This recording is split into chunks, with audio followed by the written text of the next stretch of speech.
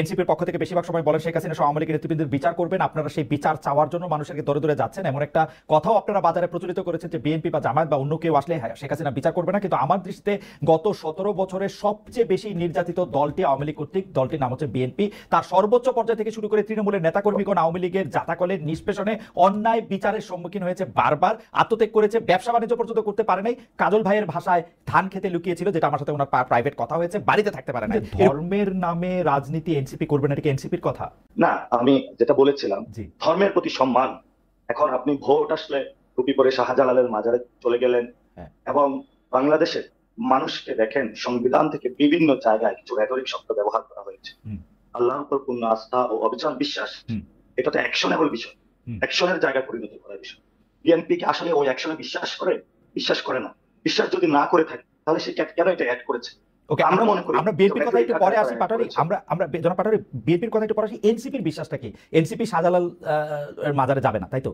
আমরা এনসিপি শাহজালালের মাজারে যে শাহজালালের যে স্পিরিটটা রয়েছে, এখানে যারা নিপীড়ন করেছিল, জুলুম করেছিল, সেই স্পিরিটটা ধারণ করে এবং তাদের যে শান্তিপূর্ণ অবস্থান সেটাকে ধারণ করে। কিন্তু শাহজালালের মাজারকে ব্যবহার করে যদি ভোট চাওয়া হয়, এনসিপি সেটা বিরোধিতা করে। ওকে, এনসিপি কোনো মাজার ব্যবহার করে? আমরা অনেকগুলো বিষয়, তার মানে কোনো মাজারকে ব্যবহার করে এনসিপি ভোট বা ওরকম কোনো রাজনীতিতে অংশগ্রহণ করবে না, এটা একদম এনসিপির স্পষ্ট। না, আমরা এটাতে করব না। মন্দির যে ধর্মীয় প্রতিষ্ঠানগুলো আপনি দেখেন, যারা করে তাদের সাথে কি আপনারা কোনো জোট করবেন? যারা করে তাদের সাথে কি আপনারা? না, আমি শেষ করি আসছি।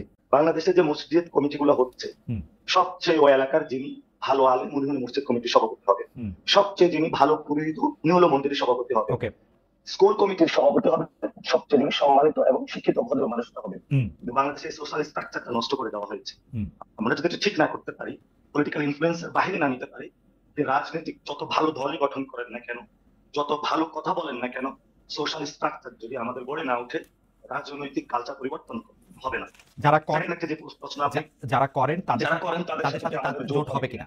দেখুন, আমরা কিন্তু লিড দিতে চাচ্ছি, আমরা সবার মধ্যে সেই সংস্কৃতি তৈরি করতে চাচ্ছি যাতে এই বিষয়গুলো না হয়। যারা আমাদের সাথে আসবে তাদেরকে এই বিষয়গুলো মেনে আসতে হবে এবং আমরা চাই বাংলাদেশের সামাজিক যে প্রতিষ্ঠানগুলো রয়েছে, প্রতিষ্ঠানের প্রতিনিধিত্বের কাছে ফিরিয়ে দিতে হবে। ধর্মের জায়গায় বিভিন্ন মানুষের যে আবেগ স্পৃহার জায়গা আছে সেটাকে সম্মান করতে হবে। ধর্মের নামে ধর্মকে ব্যবহার করা যাবে না। এবং এই আন্দোলনে আপনারা দেখেছেন যারা মাদ্রাসার ছাত্র তারা কিন্তু আমাদের সাথে সংহতি জানিয়েছিল, আন্দোলনে এসেছিল, ঠিক আছে। মানে আমি এই প্রসঙ্গে আসতেছি আপনার কাছে। আমি এনসিপি কে কেমন দেখি সেটা একটু আপনাকে বলি এবং কিছু পয়েন্ট আমি আপনাকে রাখি। আপনারা এনসিপির পক্ষ থেকে বেশিরভাগ সময় বলেন শেখ হাসিনা সহ আওয়ামী লীগের নেতৃবৃন্দের বিচার করবেন, আপনারা সেই বিচার চাওয়ার জন্য মানুষকে দরে দরে যাচ্ছেন, এমন একটা কথাও আপনারা বাজারে প্রচলিত করেছেন যে বিএনপি বা জামায়াত বা অন্য কেউ আসলে শেখ হাসিনা বিচার করবে না। কিন্তু আমার দৃষ্টিতে গত 17 বছরের সবচেয়ে বেশি নির্যাতিত দলটি আওয়ামী লীগ কর্তৃক, দলটির নাম হচ্ছে বিএনপি। তার সর্বোচ্চ পর্যায় থেকে শুরু করে তৃণমূলের নেতাকর্মীগণ আওয়ামী লীগের জাতাকলের নিষ্পেষণে অন্যায় বিচারের সম্মুখীন হয়েছে, বারবার আত্মত্যাগ করেছে, ব্যবসা বাণিজ্য পর্যন্ত করতে পারে নাই। কাজল ভাইয়ের ভাষায় ধান খেতে লুকিয়েছিল, যেটা আমার সাথে ওনার প্রাইভেট কথা হয়েছে, বাড়িতে থাকতে পারে নাই। এরকম বহু লোক আছে। এরকম মানুষ আন্দোলনে কেন নেমেছিল সেই কথাগুলি আপনারা স্মরণ করিয়ে দেন এবং বেশিরভাগ ক্ষেত্রে আপনার মানুষের কাছে সেই আন্দোলনের জন্য আপনারা একত্রিত দাবি করেন এবং সেই ক্ষেত্রে আমরা দেখতে পাই যে আপনারা আসলে শুধু আপনাদের কথাই বলেন, যদিও কথা ছিল এই আপনাদের পাশে দাঁড়িয়েছিল বাংলাদেশের সবাই, আপনাদের পাশে দাঁড়িয়েছিল বাংলাদেশের সব রাজনৈতিক মতাদর্শের সব মানুষ, আওয়ামী লীগ বাদে।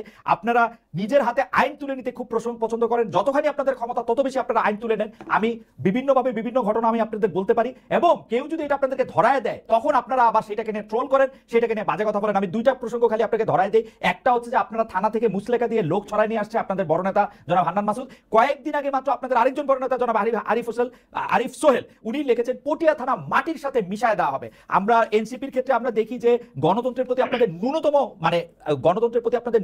আস্থা নেই। গণতন্ত্রের প্রতি আপনাদের আস্থা নেই বলে আপনারা বিভিন্ন বাহানায় নির্বাচন পিছাতে চান, কাল্পনিক এক ধরনের জনপ্রিয়তা পপুলারিটির কথা বলেন। হ্যাঁ, নির্বাচন পিছাতে চান না বলে আপনাদের যে দাবি সেই দাবিকে জাস্টিফাই করার জন্য আপনারা আবার অন্য নানা রকম কথা বলেন এবং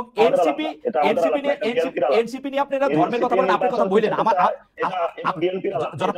জনপাটারি আপনি বললেন এনসিপি নিয়ে ধর্মের নামে আপনি বলছেন ধর্মকে ব্যবহার করতে চায় না, এনসিপি সবাইকে ব্যবহার করতে চায়। আপনি যেটাকে লিড দেওয়া বলতেছেন সেটা সবাইকে ব্যবহার করতে চায়। আমি মোটা থেকে উদাহরণ দেই, আপনারা জামাতে ইসলামের সাথে গাঁটছড়া বাঁধেন, আবার সুযোগ পেলে জামাতে ইসলামকে 71 নিয়ে খোঁচা দেন। আপনারা অমুককে আসলে ব্যবহার করেন, তুমুকের ক্ষেত্রে শুধুমাত্র বন্দুকের খোলাগুলি আপনারা ব্যবহার করেন।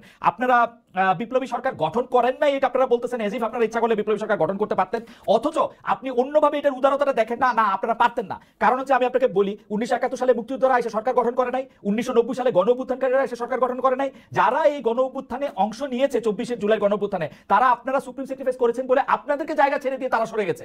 আপনারা কিন্তু সেই দিন সেই চালকের আসলে ছিলেন না। আজকে 2 মাস পর থেকে যে বাহাদুরি আপনারা দেখাইতে শুরু করছেন, আমার সাবমিশন এটা, আপনি এটা নিয়ে আপনি বলতে পারেন আমি এনসিপি কে কেমন দেখি, এটা আমি বললাম।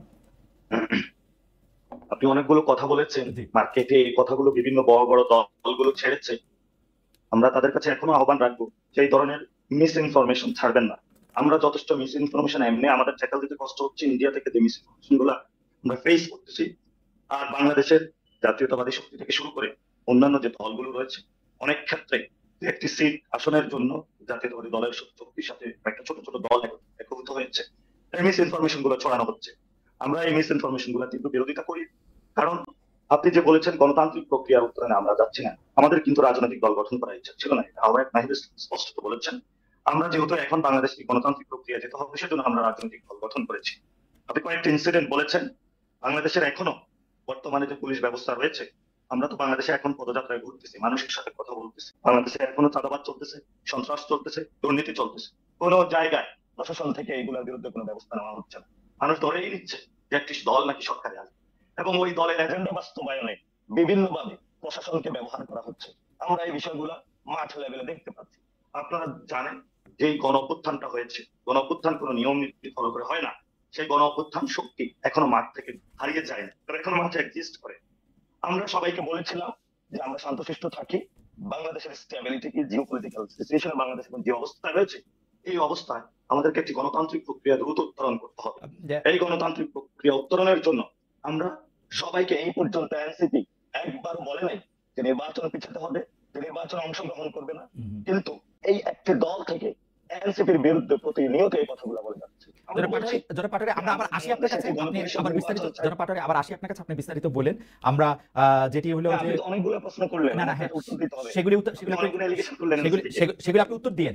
অনেকগুলো এলিগেশন করি নাই, আইন নিজের হাতে তুলে নিছেন, সেটা একটু বললেন যে আইন নিজের হাতে কেন তুলে নিছেন, সরকার না পারলে আপনার নিজের হাতে আইন তুলে নেবেন, সেটা আবার জোর গলায় বলেন, কিন্তু আপনারা ওইটা নিয়ে আপনি একটু বললেন। আর এলিগেশন আমি এনসিপি না দেখেন, আমি খালিদ ভাই, আমি একটা স্পষ্ট করি আপনাকে কেন বিভিন্ন জায়গায় কিছু বিচ্ছিন্ন ঘটনা করছে। আমরা এটা দায়িত্ববোধের জায়গা থেকে নিয়ে বলতে চাই, এই গণ অভ্যুত্থানের আগে এনসিপি বা বৈষম্য বিরোধী ছাত্র আন্দোলন পুরো বাংলাদেশে কিন্তু ডিরেক্টলি অর্গানাইজ ছিল না। আমরা এই গণ অভ্যুত্থানের পরে কাজটা হাতে নিয়েছি, এই জায়গাটা মিসিং করলে হবে না। আমরা এখনো মাঠে আছি সংগঠনকে গুছানোর জন্য।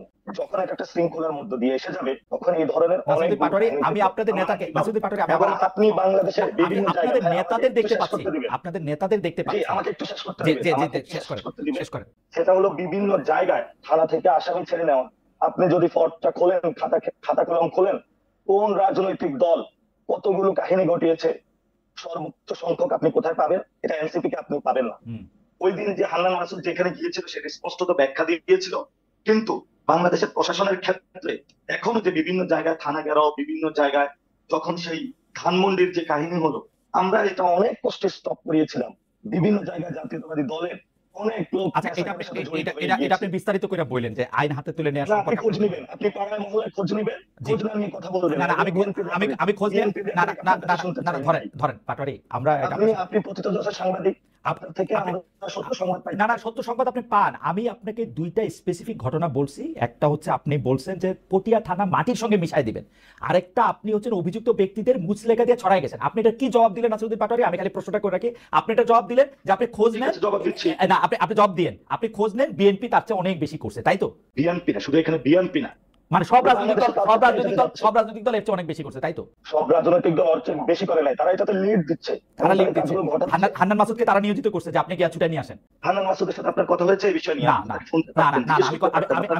আমি হান্নান মাসুদকে পাবলিকলি তাকে বলতে শুনেছি, উনি কি বলেছেন পাবলিকলি, উনি বলেছেন, এটা ব্যাখ্যা দিয়েছেন। উনি কি বলেছেন পাবলিকলি? কি ব্যাখ্যাটা দিয়েছেন? উনি বলেছেন যে আমি তাদেরকে ছুটাতে নিয়ে আসতে গিয়েছি থানা। এটা এমন কোনো ব্যাপার না। আপনার সেখানে তাকে প্রশাসন থেকে ফোন দিয়েছিল যে এখানে 2-3 জন ব্যক্তি তাদেরকে গ্রেপ্তার গ্রেফতার করা হয়েছে, হ্যাঁ আমরা এটা কোথায় দিব?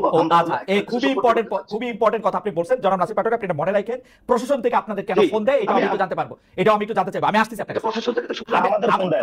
আমি জানতে চাইবো প্রশাসন থেকে তো ছাত্রলীগকে ফোন দিত ভাই, প্রশাসন থেকে ছাত্রলীগকে ফোন দিত, আপনাদেরকে কেন প্রশাসন থেকে ফোন দেয়? বাংলাদেশের কালচারটা এভাবে আছে। হ্যাঁ বাংলাদেশের কালচার, ওকে ঠিক আছে, কালচারটা স্বীকার করে নেই। ঠিক আছে ঠিক আছে কালচারটা স্বীকার করে নেন। ঠিক আছে, কালচারটা আছে বাংলাদেশে। আমরা ছাত্রলীগের সভাপতি সাধারণ সম্পাদক বিশ্ববিদ্যালয়ের সভাপতি সাধারণ সম্পাদক অসংখ্যবার এরকম কথা বলছে, প্রশাসন থেকে তাদেরকে ফোন দেয়। তো আমি এটা আপনার থেকেও আবার একটু শুনবো। যাই হোক, আপনি আবার একটা জিনিস মিলালেন। আপনি একটু আগে বিএনপির রেটরিকের কথা বললেন, এখন আবার ছাত্রলীগের পয়েন্টের সাথে নাকি মিলে, দুইটা জিনিসের সাথে আবার আপনি মিলিয়ে দিলেন। আপনি একটু জবাব দিয়ে, আমরা কোথায় যাব? আপনি একটা জবাব দিয়ে, দিতে চাই, তাহলে সুযোগ দেন। আপনি অনেকক্ষণ কথা বলছেন, আবার কথা বলবেন, আমি আসতেছি আপনার কাছে। আপনি শুধু এই জিনিসটা মনে রাখেন যে আইন হাতে তুলে নেওয়া সম্পর্কে আপনার ব্যাখ্যাটা কি, সেই ব্যাখ্যাটা কি এরকম যে এটা বাংলাদেশের রাজনৈতিক আমরা আইন হাতে তুলে নেই না। ঠিক আছে, এটা আপনি বললেন জনাব নাসিরুদ্দিন পাটোয়ারি, এটা আপনি বললেন, এবং প্রশাসন থেকে স্বতঃস্ফূর্তভাবে নেমেছে। ওকে, প্রশাসন থেকে আপনাদেরকে যোগাযোগ করা হইতেছে, সেজন্য আপনারা সেখানে গেছেন, সেটাও আপনি বললেন।